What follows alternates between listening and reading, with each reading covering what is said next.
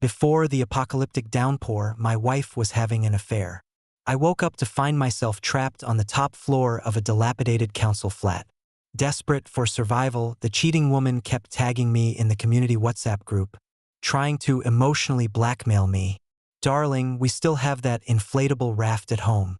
Bring it down with some food and water to share with me and the neighbors. Don't be so selfish." "Honey, I'm sorry. Please give me some supplies. We're still married, aren't we?"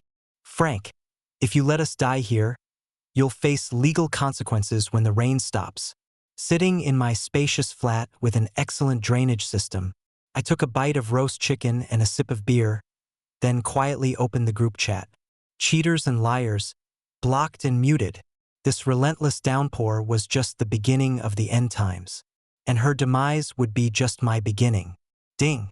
Story Shots reminds you to click the subscribe button at the bottom right corner to read the full novel.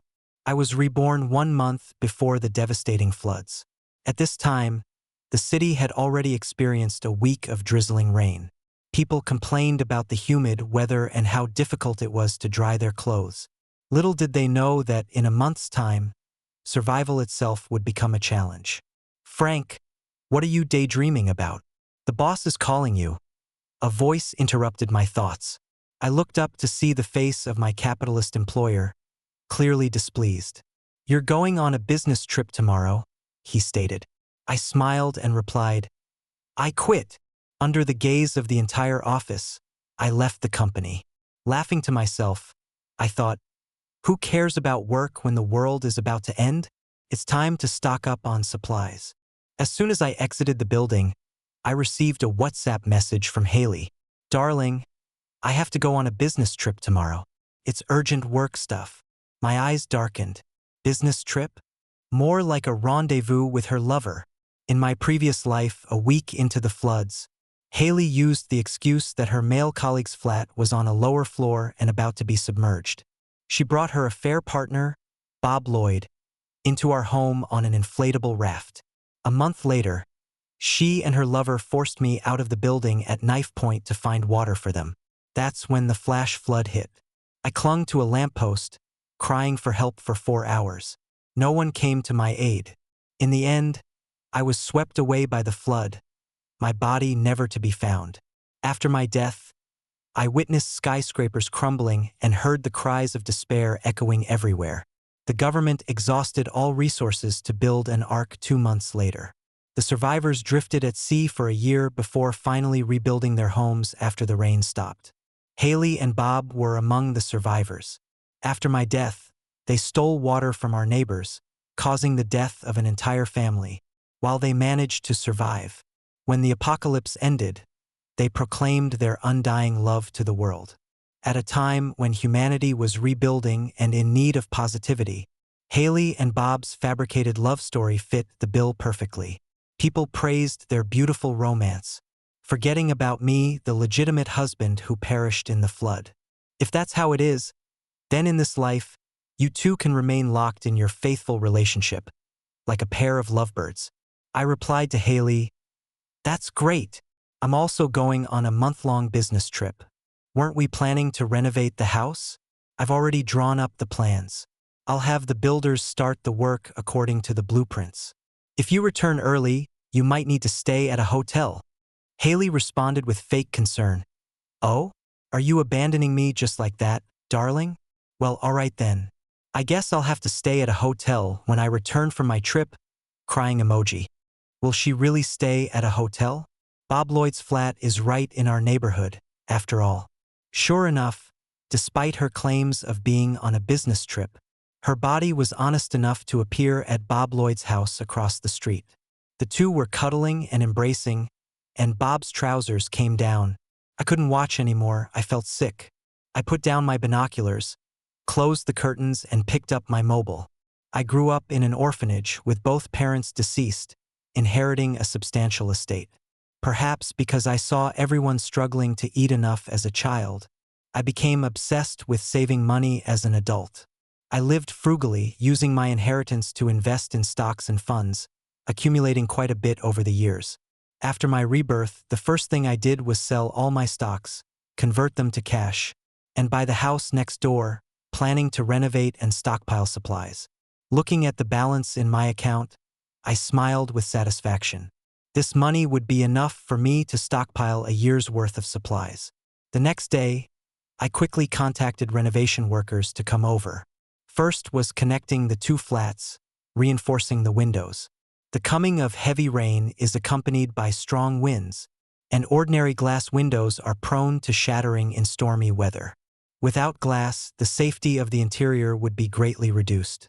I directly instructed the workers to install titanium alloy double-layered windows that could be opened and closed, plus security grills. Being on the 30th floor at the top, I wasn't worried about anyone climbing up. Next was the door, also changed to titanium alloy material, but with added security doors and door stoppers. In the apocalypse, I couldn't guarantee that people wouldn't rush up from downstairs. The most terrifying thing isn't the downpour, but human nature. The walls also needed to be thickened using soundproofing materials. The indoor drainage system was redone to ensure that if water seeped in during heavy rain, could be promptly drained. Finally, the door locks. Of course, they had to be changed, lest Haley Bailey sniff her way back like a dog. The worker looked at my drawings and requirements and asked me with a puzzled expression, "Are you building a prison?" I calmly replied, "My wife has severe paranoia. She says if the house isn't done like this, she'll live with her toy boy forever and never come back." The construction worker looked at me sympathetically, and I took the opportunity to remind him, "Rush job, triple the construction fee. I want to see results in 2 weeks." Although it seemed complicated to work on a 200 square meter penthouse, adding security protection to the existing foundation could be done in a short time. Having arranged all this, I wrapped myself up tightly and went out to purchase supplies with all my cards and savings, for no other reason than to avoid being recognized by the cheating woman and her toy boy across the street. I went to the largest supermarket in the city and told the manager we were doing a charity donation for the Little Sun Hill area and needed a large amount of daily necessities. Hearing this, the manager straightened his tie and personally led the way for me. In my previous life, after Bob Lloyd moved in, our food had to be divided among 3 instead of 2, and we had to carefully ration every meal.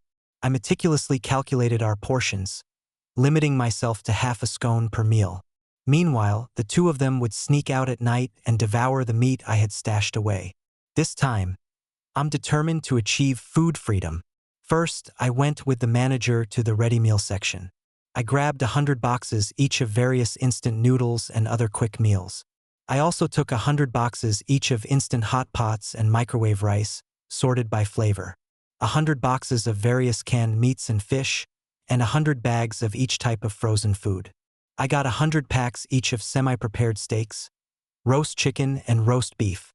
The supermarket stock wasn't enough, so the manager promised to arrange a delivery from the warehouse to my place tomorrow.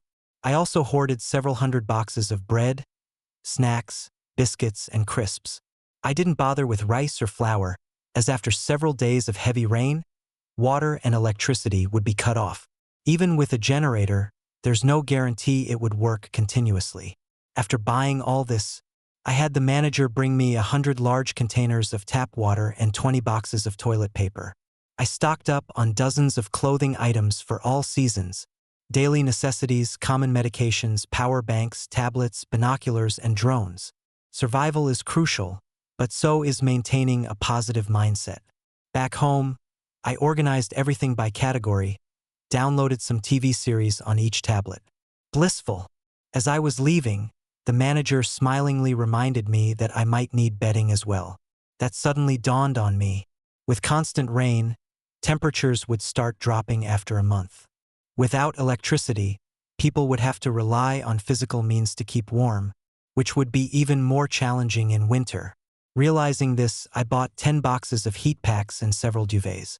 The manager praised our charity work as a contribution to society. I waved it off, saying, "Oh, it's all for survival." Thinking that he seemed quite nice, I casually mentioned, "The weather's been strange this year, always raining. If it keeps up like this, I'll need to stock up on more supplies." The manager replied offhandedly, "No need. It's just light rain. We always get some this time of year." It's just lasting a bit longer this time." I didn't say anything more, just instructed him to deliver the items to this address before leaving. It's hard for people to believe in impending disaster, but perhaps when the signs appear, he'll remember our conversation today and react in time, possibly saving his own life. The handyman quickly set up the room, and I spent a few days organizing the supplies at home. Haley Bailey occasionally sent me a text, but I couldn't be bothered to respond properly, just saying I was busy with work. She stopped texting after that. I felt particularly safe in my well-stocked home, using high-powered binoculars to observe the loving couple across the way every day. A week before the heavy rains began, I posted online about the possibility of an impending apocalypse, rationally analyzing this year's weather anomalies. However, I was warned that I'd be reported to the police if I continued spreading rumors. Left with no choice, I gave up. The torrential rains arrived without warning. On the first day of the torrential rain, London issued a red weather warning, and the city shut down for a day. The news "London shuts down due to heavy rain" became a trending topic. In the Happy Community Center's WhatsApp group, everyone was secretly delighted. "Brilliant! Finally got a day off due to the heavy rain. Woohoo! Exactly. I'm staying in bed and ordering takeaway today." Below these joyful messages was Haley Bailey's complaint. "But it's so hard to buy groceries. The rider still hasn't picked up the celery I ordered an hour ago." Hey, mate above, why are you ordering such awful stuff? Celery is forever unforgivable. I walked to the window. Outside, the rain was pouring down diagonally. Thick clouds blocked the sunlight, and an intangible pressure spread. The real disaster was about to come. I opened the community group chat with my alternate account. This heavy rain might last for a long time. While you can still go out, everyone should stock up on supplies quickly. Try to stock up on non-perishables and water. As soon as this message was sent, people in the community started chattering. The weather forecast only shows 2 days of rain. I've already bought my groceries for tomorrow. We still have food at home. It's so gloomy outside. Surely the rain won't really last for many days. That's great. We can have a few more days off, haha. I was annoyed. If they didn't hurry to buy groceries now, in a few days they wouldn't be able to go out. And even if they could go out, supermarket supplies would be in high demand. Not everyone would be able to buy them. I'm telling the truth. Stock up on supplies if you can. That's all I can say. Just as I sent the message, Bob Lloyd jumped in. "Which building do you live in? Can you stop spreading panic in the group? You've ruined everyone's good mood." Haley Bailey quickly followed. "Exactly, aren't you a bit of a downer? Spreading rumors can get you arrested now. You know? Everyone, just ignore him." A few residents below tried to smooth things over, chatting about which takeaway was tasty. Soon after, my alternate account showed that I had been removed from the group chat. So these days, even telling the truth falls on deaf ears. Feeling frustrated, I walked to the window. Outside, the heavy rain was falling, and below, several residents were running out one after another, heading towards the supermarket outside the community. Well, at least some people listened. As for the others, good advice is wasted on fools. I can only pray for them in my heart. The torrential rain had been relentless, pouring down for 3 full days and nights. The city had come to a standstill with work suspended for the same duration. Simultaneously, red weather warnings for heavy rain were being broadcast across the country. I scrolled through the Happy Community Center's WhatsApp group on my main account. People were starting to worry about how long the rain would last, running out of food, and the impossibility of getting deliveries or leaving their homes. A few familiar neighbors were planning to band together for a supermarket run. However, the floodwater outside had already reached thigh level, and strong winds made it extremely difficult to walk through knee-deep water. Their plan was abandoned before they even left the building entrance. For the past few days, I'd been observing Bob Lloyd's flat across the way with my binoculars. Although they had accused me of spreading panic in the group chat, they must have found grocery shopping in the rain bothersome, as they had secretly stocked up on food. They seemed to be doing quite well these past few days. All day long, they ate, slept, and played video games. But how long could this leisurely lifestyle last? Haley Bailey took a moment to give me a call. Her voice came through the phone. "Darling, where are you on your business trip? It's been raining heavily here lately. Is it raining where you are?" Her tone was casual and relaxed. Through my binoculars, I could see her curled up in Bob Lloyd's arms. "I'm in Sheffield. The rain's quite heavy here too. We've been stuck in the hotel for 3 days now." After exchanging a few pleasantries, Bob Lloyd said something to her that I couldn't hear, and Haley let out a soft laugh. Confused, I asked, "What was that sound on your end?" Haley replied unhurriedly, "Just saw a funny meme. Couldn't help laughing." I made up an excuse to end the call, then grilled a steak and prepared some pasta, planning to eat while catching up on the news. The television was reporting on the heavy rainfall of the past 2 days, advising people to stock up on supplies as the downpour might continue for several more days. The WhatsApp group chat had exploded. "What are we going to do? We're almost out of food and the rain won't stop." "I know. Didn't one of the neighbors say a few days ago that the rain would last for a long time? Could it be true?" Some residents in the group were even cursing, regretting not going out to buy groceries earlier. This morning, I saw a family leaving in an inflatable raft, presumably to stock up on supplies. Their daughter, probably finding it exciting, even took a photo and posted it to the group chat, unaware of the potential consequences of such information falling into the wrong hands. In the evening, the family returned, complaining in the group that they only managed to bring back a few bags of pasta, barely enough to survive for a few days. It seemed that even the shops outside had closed. Even if people could get out, they couldn't buy groceries. Some of the smarter neighbors were starting to sense signs that the situation was spiraling out of control. How long would this rain actually last? 7 days later, the ground floor of the building was submerged, and utilities were cut off. The residents on the first floor looked out at the water in terror, forced to move upstairs. But how could the upper floor residents be willing to let others move in? In the end, they had to pay a high price to stay. With money to be made, several families found a place to stay. That day, I chained and locked the fire escape in the corridor. This rain would only get worse, and human nature wouldn't withstand the test. Over the past few days, Haley Bailey had been messaging me, from asking when I'd be back to complaining about running out of food, then saying she was staying at a colleague's place. I smirked, not bothering to reply. Recently, through my binoculars, I could see Bob Lloyd and Haley Bailey were no longer as sweet as before, constantly arguing. In the past, when the three of us lived under the same roof, they would gang up against me. Now, with just the two of them, they've become competitors, for both food and water. At dinner time, I turned on the generator as usual to watch telly. Now only local channels from B-City could be found. The screen showed what seemed to be a temporary shelter in the city. The expert looked exhausted but appeared to be living well, likely not short of food and drink. According to the expert, due to human activities over the past few centuries, the weather had been getting hotter, with severe vegetation loss in the northern hemisphere.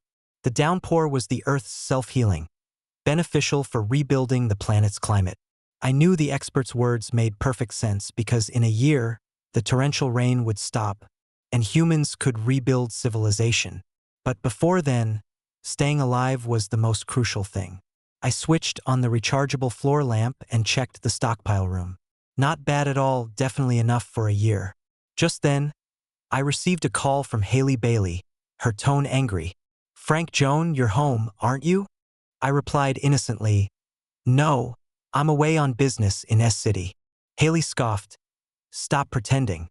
I saw the lights on in our flat." The neighbors downstairs said in the community WhatsApp group that they heard renovations in our flat a while back, and lots of food and daily necessities being moved up. "That was you, wasn't it? I heard there's even an inflatable boat and a generator." "Frank, you knew about this all along. With such a commotion, it was impossible to keep it secret." "So what if I did?" I replied nonchalantly. Haley changed her tone, speaking softly. "Darling, my colleague and I are on the top floor of the council flats opposite our place. We're running out of food and water. Tomorrow, row over in the inflatable boat and pick us up. We'll stay at our place for a few days, and he can go back when the rain stops. Remembering the misery of my past life, a surge of hatred welled up inside me. There's no chance you're getting into my flat. But if you want to die, I'd be happy to help you along. As soon as I finished speaking, Haley Bailey on the other end of the line flew into a rage. She threatened menacingly, "If you don't listen to me, I'll make you pay the price." I immediately hung up and blocked her number in one go. Cheaters deserve to rot in the blocked list. I opened my phone and, sure enough, the latest message in the group chat was from a neighbor. They said I seemed to be in the know, frantically renovating and stockpiling before the heavy rain, just like the male protagonist in an apocalyptic rebirth novel. Haley Bailey asked which flat it was, and the two chatted back and forth for a while. Other homeowners in the building joined in as well. I don't care why the owner is stockpiling supplies. I'm more interested in whether they'd be willing to sell me some. A bunch of +1s followed. I had locked the fire escape with chains and reinforced the door, making it very secure. I ignored the chat history and went to bed for a comfortable sleep. But who knew that when I woke up, I'd see 99+ notifications. When I got up in the morning, it was still pouring rain. Many people in the group were complaining about having no food left and no electricity. Their phones and power banks were about to die, and some residents hadn't posted for a day. The remaining few dozen households had power banks and were consciously saving power. At this point, a downstairs resident spoke up. "The flat on the 30th floor has supplies. I wanted to ask them to borrow some this morning, but guess what? They've locked the fire escape. Is the 30th floor made here? Could you spare me a bit of food?" Haley Bailey appeared. "The 30th floor resident is my husband. Darling, we still have an inflatable boat at home. Bring down some food and water to share with me and the neighbors. Don't be too selfish." Many residents, including those on the 29th floor, agreed with Haley Bailey, replying below with comments like, "A modern-day Good Samaritan is about to appear," and "kind-hearted person. Please save us all." I tagged Haley Bailey in the group. "A woman who's trapped in the opposite building with her lover has the nerve to ask me for supplies?" Then I tagged everyone. My supplies were donated to the local primary school. I just bought them and donated them right away. I only have a little left for myself, but I can share some with everyone. Tomorrow I'll lower 30 bags of instant noodles and 30 bags of bread from upstairs to the 29th floor using a rope. Everyone can take one each and pass them down floor by floor. The residents of this building started cheering, while those in other buildings regretted not buying flats in this block. But what no one noticed was that the 29th floor had gone quiet. Meanwhile, Haley Bailey was frantically sending me private messages. "Darling, I was wrong. Please give me some supplies. We're still married, aren't we? Frank Joan, if you let people die, you'll face legal consequences when the rain stops." I immediately replied, "If I've done something wrong, let the law punish me, not your nonsense here." With that, I immediately blocked her on WhatsApp. The next day, as promised, I lowered supplies with a rope and recorded it on video. The 29th floor, contrary to yesterday's activity, took the supplies and went into their flat. They neither thanked me nor planned to take the supplies downstairs. Everyone in the group was confused, waiting for the 29th floor resident to explain. The 29th floor resident finally appeared, hesitantly posting, "But the 30th floor resident didn't give me anything. How am I supposed to pass it on to you?" I was roasting a chicken when I saw his message, which made me laugh in disbelief. Bob Lloyd seemed to seize the opportunity, furiously criticizing me in the group chat. "Frank, you're such a disappointment. You promised to share some supplies with everyone, but you've gone back on your word. We're not after your things. We just hate this kind of behavior." Haley Bailey chimed in, and the two of them sang in harmony, ready to nail me to the pillar of shame. I opened the video on my phone and chose to send it. The video of me delivering supplies to the 29th floor appeared brazenly in the group chat. The entire chat fell silent. After a moment of silence, One resident couldn't help but send a message. "We've misjudged our mate on the 30th floor. It's the 29th floor that didn't pass it down." When the 29th floor saw this, they reacted as if they'd been stepped on a sore spot, immediately retorting, "You lot expect me to feed you when I barely have enough for myself? How am I supposed to give you anything? If you ask me, we should have the 30th floor resident who's hoarded plenty of supplies distribute them to everyone. After all, he still has a lot left. If worse comes to worst, we could always go to his flat." My heart sank. Sure enough, after hearing the 29th floor's speech, the other residents from the same building fell silent. I had still harbored a glimmer of hope that people, no matter how bad, wouldn't repay kindness with enmity. Who knew that the very next day, Haley Bailey would team up with several neighbors to come and bang on my door. "Frank, open up quickly, and we might consider letting you off the hook." Haley's sinister voice rang out, mixed with the voices of several men, including the resident from the 29th floor. Blimey, showing a bit of kindness really did bring out the wolves. I stood behind the door with a taser in hand, taunting, "You've got the nerve to cheat, but have you got the nerve to open the door?" Through the peephole, I saw Haley's face turn ashen, with Bob Lloyd and 3 or 4 men standing beside her, holding axes and sticks. "Since you're not taking this opportunity, I won't be so polite." Haley, who had won championships in boxing matches, despite her petite and delicate frame, had considerable brute strength. She took the axe from one of the men's hands and swung it fiercely at my door. But when the axe came down, the door didn't budge an inch. The scene became somewhat awkward. "Maybe the axe isn't working well, you lot try," I said. Did they really think my titanium alloy double-layer security door could be broken so easily? Several people tried with knives and sticks to no avail. I smirked, taking the time to cook a packet of instant noodles, the aroma wafting out. "Bloody hell, this bloke's food smells too good," said the resident from the 29th floor. His words followed by more vigorous banging. The noise was like a renovation project, annoying even if they couldn't get in. I returned to the door and asked them curiously, "You definitely can't get into my flat? But 29th floor, didn't I give you quite a bit of food yesterday? Why don't you share with them?" Through the peephole, I saw Haley's lips twitch, her eyes filled with madness, bloodshot as she lunged towards the now pale-faced man from the 29th floor. A scream rang out. My temples were throbbing. Had I just caused the death of the tenant on the 29th floor? No, he deserved it. They tried to rob me today, clearly not intending for me to have a pleasant experience. In this post-apocalyptic world, those who break into others' homes can't expect a good outcome. Even so, I didn't want to be responsible for someone's death. I took a deep breath and looked outside. Bob Lloyd was leaning against the wall, his entire body tense, looking at Haley Bailey in disbelief, as if seeing her for the first time. Was the person on the 29th floor really dead?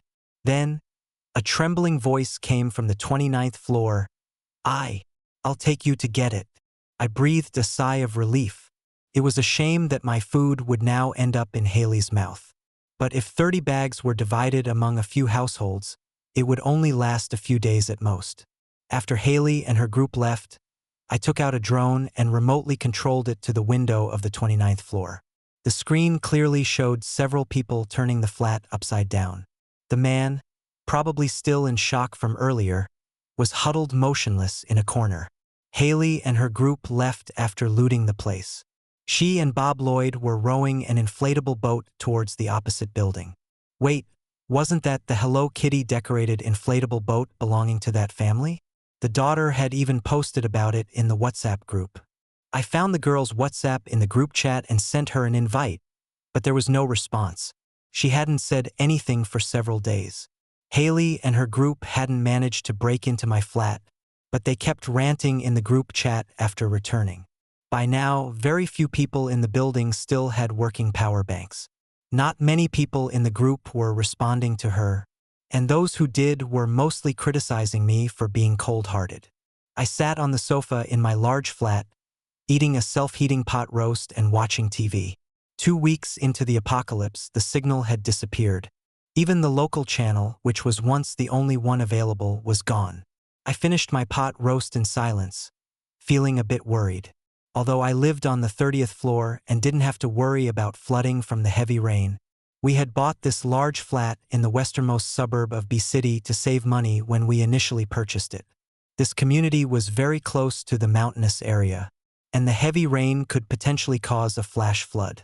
If a flash flood occurred, our community would be the first to be hit. The torrential rain had been pouring for a month, with no sign of stopping. The water level had risen to the second floor, effectively submerging the city in a flood. The temperature had noticeably dropped. The summer heat had dissipated, replaced by an autumnal chill. But autumn wasn't due for another month. I sighed as I pulled out my long trousers and long-sleeved shirt, worried about what might come next. With this relentless downpour, would we see hailstorms in winter? I wasn't sure if the city could withstand continuous hail, though I hoped the reinforced walls would hold out for a while. Never mind all that. Food comes first. For lunch, I opened a tin of Spam to go with my self-heating rice as I binge-watched a series. Before the apocalypse, I'd worked myself to the bone saving money without enjoying life. Now that I suddenly had time to relax, I just wanted to laze about. But there's always something to spoil the mood. I looked up to see Haley Bailey standing by the floor-to-ceiling window across from me, seemingly staring intently in my direction. She must have finished the food she'd scavenged from the 29th floor.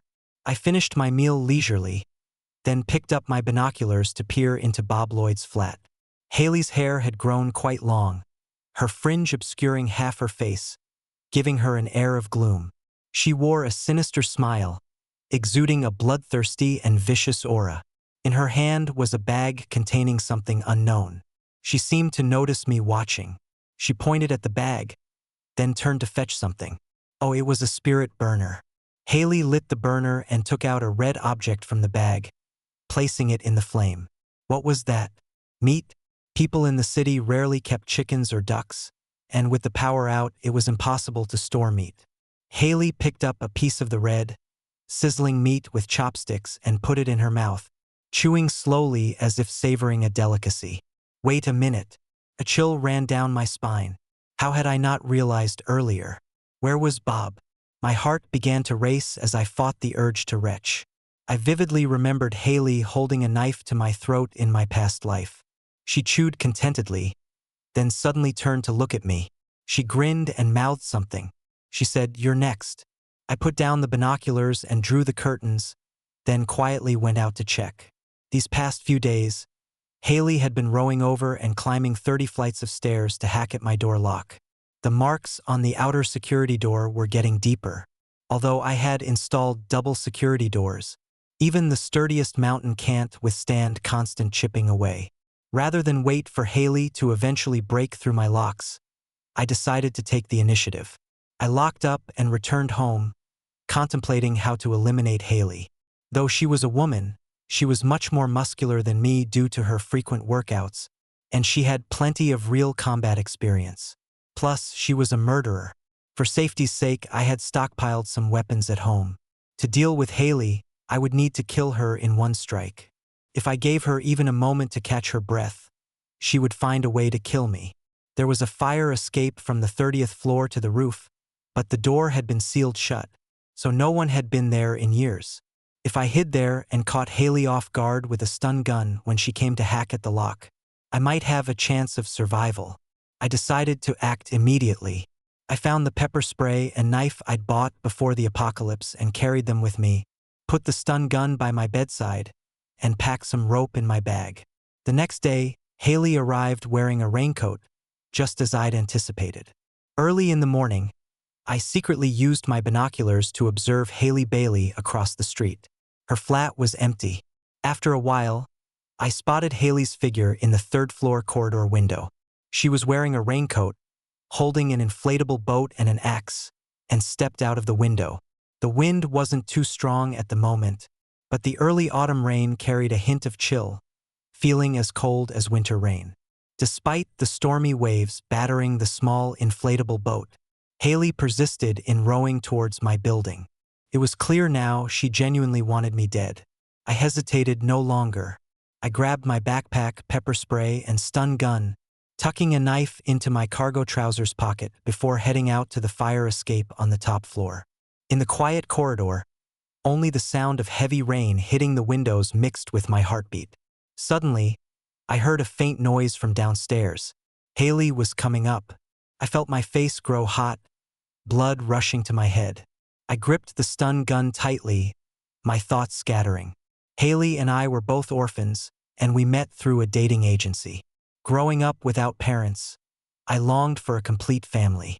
When I met Haley through the agency, I thought she was all right. We both wanted a home, so we decided to find comfort in each other. After marriage, we gave each other plenty of space, respecting each other's lives. Who would have thought she'd not only cheat but also conspire with Bob Lloyd to kill me? In my previous life, she forced me out of the building at knife point. I had hoped to encounter a search and rescue team and possibly escape Haley's control. Little did I know that just as I spotted the firefighters, a flash flood would occur, sweeping me away to my death. If the flood were to happen again in this life, wouldn't it be in a week? My heart sank. Regardless, Haley was a threat. I had to eliminate her first. As the footsteps drew closer, I steadied my breathing. The sound of panting echoed clearly in the corridor. She was here. Haley held the axe, her long hair dripping with rainwater, her eyes wild beneath the raincoat. Wait a bit longer. She hadn't noticed the fire escape upstairs. I hid quietly around the corner.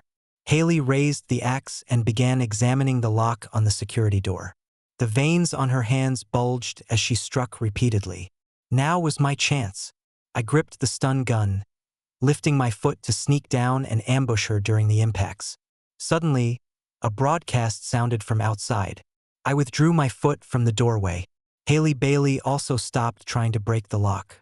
She turned her head as if to look towards the window. My heart was pounding, worried she might come upstairs. Fortunately, she went down the stairs and opened a window between the 30th and 29th floors. The drone's broadcast from outside came through. Dear citizens, the survivor's ark for B City is under construction and will be completed soon.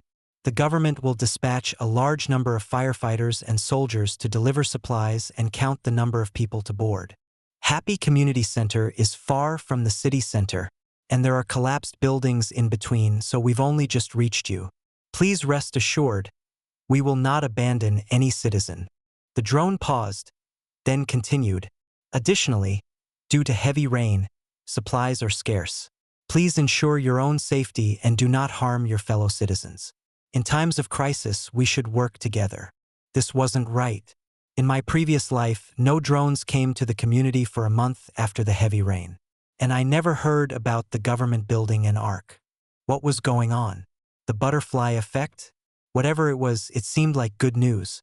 Haley stood by the window, holding an axe with fresh blood on it from an unknown source. There was no movement for a while. I hid in the fire escape upstairs, not daring to make any sudden moves. After a while, Haley stood in front of my door again, muttering, "You got lucky."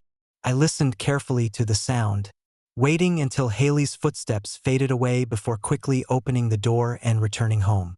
In my previous life, the ark wasn't built at this time, and the weather didn't seem as cold as it was now. Realizing the heavy rain was somewhat different from before, I frowned. When the flash flood occurred originally, Bob Lloyd's relocation house was washed away, while my building remained intact. But in this life, there was no guarantee things wouldn't change. Fortunately, the government's ark was almost complete. If it came after the flood, the risk would be much higher. I must leave with the firefighters coming to count the population. Perhaps the supplies in the room could be used as a bargaining chip. I must say, the government's response was incredibly swift. The very next day, firefighters arrived in 2 speedboats, loaded with supplies. While B-Town is nestled in the hills, it's not a coastal city, so there's no naval presence or warships. I counted the crew, 2 firefighters per boat. One steered while the other entered the flats. Conveniently, one boat docked at Haley's building, the other at mine. Before they disembarked, a drone broadcast over the community. Residents, our staff have arrived and will be conducting a door-to-door head count. If you hear a knock, Please don't panic. Feel free to open your door. My heart sank. Just before the firefighters arrived, I'd been watching Haley through my binoculars. She'd run out of food, and now she was in her flat on the 18th floor across the way. Two people were fighting by the window. The 18th floor resident was a woman. I saw Haley at the bedroom door, having just broken it down. My grip on the binoculars tightened as I watched Haley raise her axe, then bring it down swiftly. Blood splattered across the window. She stood there, gazing down at the speedboats, lost in thought. Then, clutching her axe tightly, she headed for the door. This is bad. In a lawless apocalypse, murder might go unchecked. But if the government's building an ark, they'll surely establish laws fit for the end times. At the very least, murderers won't be tolerated. Before or after the deluge, the nation's laws won't turn a blind eye to sociopaths. Justice may be delayed, but it will come. How could Haley not understand this? That firefighter is in danger. I grabbed my binoculars and stun baton, shouldered my bag, and rushed downstairs. I couldn't bear to see a firefighter sacrificed. In these end times, the nation has led them to save countless citizens from natural disasters. On the 5th floor, I met the firefighter conducting the count for this building.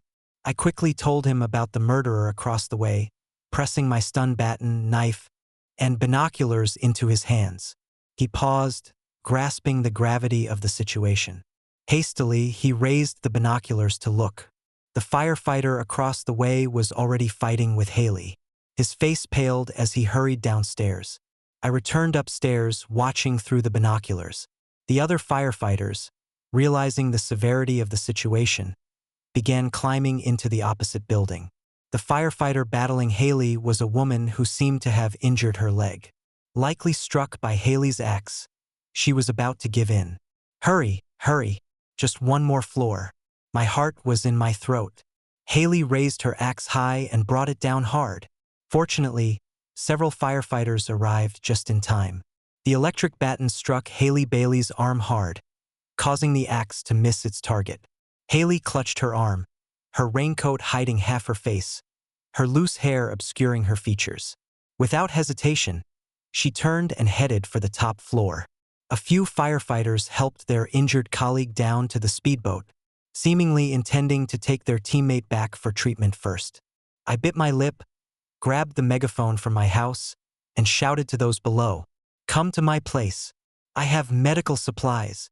One of the firefighters seemed to recognize me. After a brief discussion, they came to this building. I waited quietly upstairs. After a while, several firefighters carried their unconscious teammate up. I opened the door. They were shocked by the sight of my home, but I calmly asked them to lay the injured person down.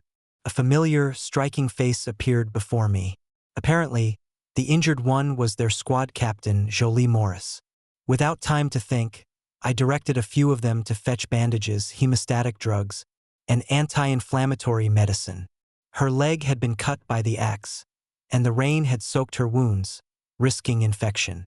We needed to treat it quickly. The firefighters, knowledgeable in first aid, cleaned and carefully bandaged their colleagues' wounds. I made them a few bowls of instant noodles. The external injury shouldn't cause unconsciousness, but fainting from hunger was possible. Having received my help, they held their noodles and looked around my home, curious but hesitant to ask. They seemed to have something on their minds but were reluctant to speak. Jolie regained consciousness, her eyes warily scanning the surroundings. She asked, "Who are you? Why do you have so many supplies in your home?" Her piercing gaze was full of scrutiny. The other team members, all appearing to be in their early 20s, slurped their noodles awkwardly and said, "Captain, this is the kind person who saved you." That's right, that's right. When I came to this building to count people, he appeared out of nowhere with binoculars, telling me you were in danger. I realized it was serious, and that's how we saved you. Oh, and he gave me the electric baton too. Could he be some kind of guardian angel? Jolie smacked the chattering team member on the head. I couldn't help but laugh. I seemed to remember where I'd seen her before. I began to explain. "The person who attacked you is my wife. She got trapped on the other side while sneaking off to have an affair with her lover. I changed the locks while she was away, so she can't get back in. I've been watching her with binoculars lately. I suspect she might have killed her lover over there." At this, the eating team members gasped, and Jolie's eyes darkened. Better not mention the bag of meat during dinner, I thought, and continued, "Not only that, but many neighbors over there might have fallen victim to her.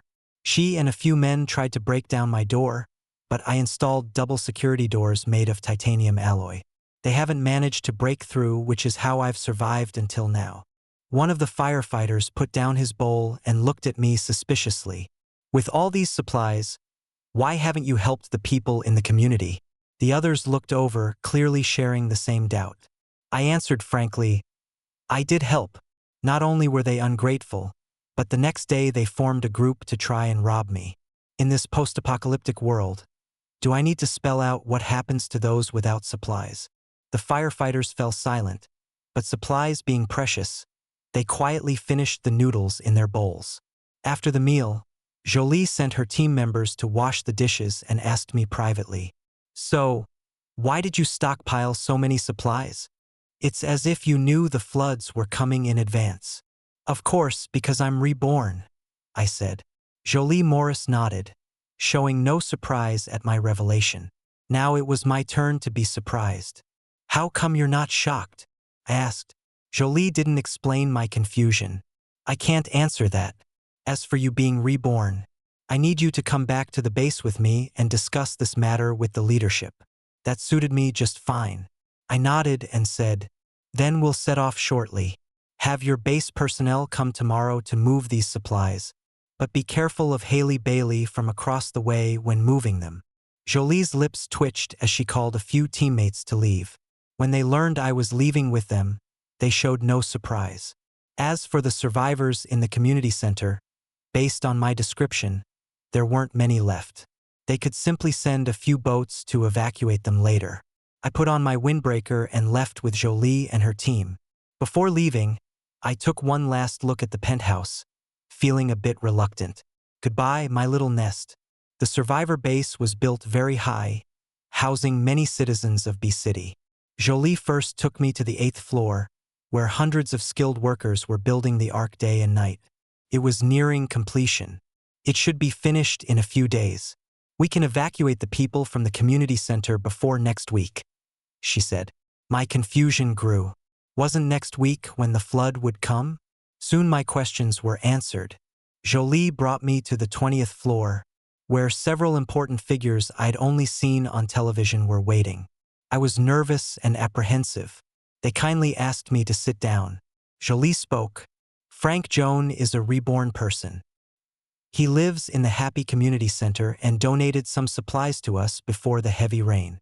Quickly added, "Before the rain, I posted online, but was warned about calling the police. No one believed me. When the rain just started, I also told people to stock up on food, but few listened.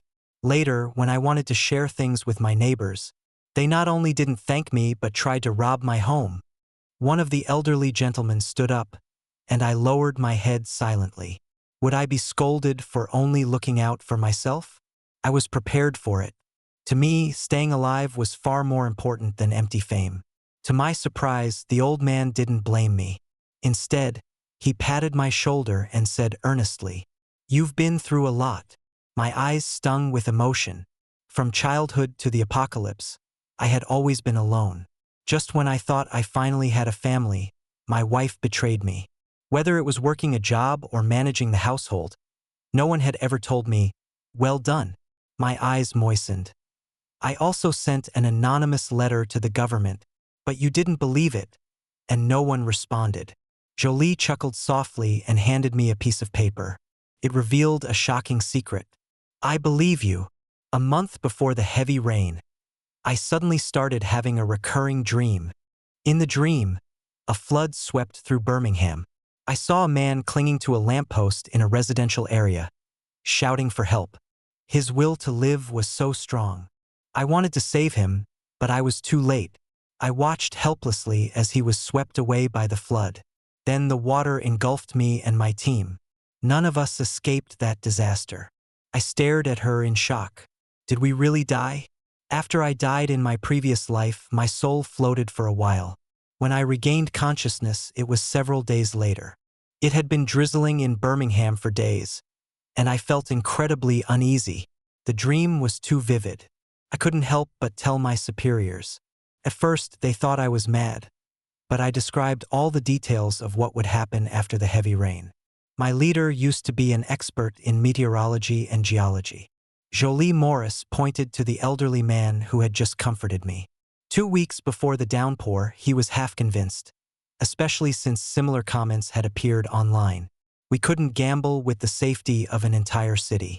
For the sake of the people, he began persuading influential friends to prepare supplies, hoping to save as many lives as possible when the rain came. I murmured, "So that's why the Ark was built faster this time, and the rescue teams arrived much quicker than in the previous life." Jolie nodded. "Exactly. When our people were purchasing supplies at the supermarket, the manager mentioned that it had been raining a lot lately. A few days ago, someone had been talking about stocking up on supplies, which made him consider doing the same.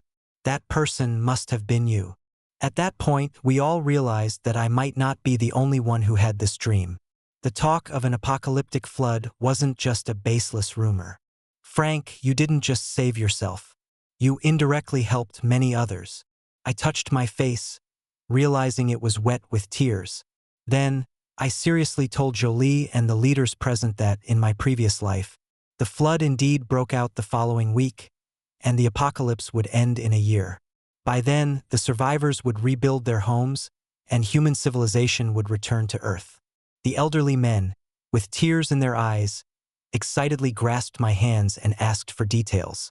Jolie, looking surprised, picked up a pen and began recording everything I described. 2 days later, Jolie and I set off with the Ark. We arrived at various communities, rescuing survivors onto the Ark. The citizens of Brighton shed tears of relief. A month of torrential rain had left them destitute, but the Ark rekindled new hope. As we picked up people along the way, I helped escort survivors to the rest area, distributing supplies and conducting anonymous surveys about incidents in their neighborhoods after the floods, such as looting or even killings. Jolie Morris and her team, along with some police officers and soldiers, were responsible for ensuring the safety of the people on the Ark and maintaining order.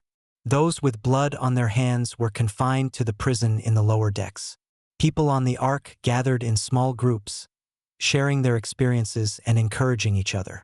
If we weren't constantly floating on water, I might have thought we'd return to peaceful times. When the Ark arrived at Happy Community Center, Jolie and I exchanged glances, put on our masks, and pulled our raincoat hoods low. Sure enough, Haley Bailey boarded the Ark with a few others. The people around her seemed wary, automatically leaving a circle of space around her. It made sense. How could people not know about her constant killings in the community? They just couldn't speak up or dare to stop her.